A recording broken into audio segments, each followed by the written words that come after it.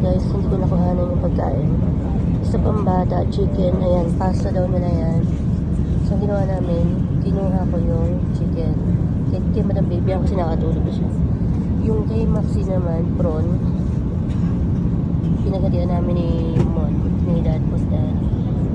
Tapos ayan, ito, prawn din yung in-order ko. So, nakinain ko yung prawn and rice. And the rest, no. Tapos, syempre, kape.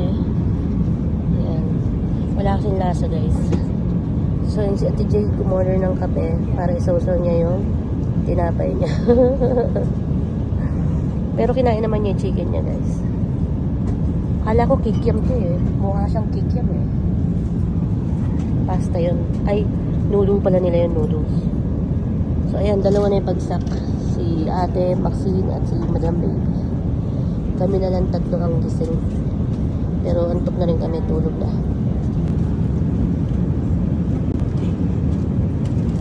May pa-ice cream sila, guys. Pero sobrang tigas. Oh.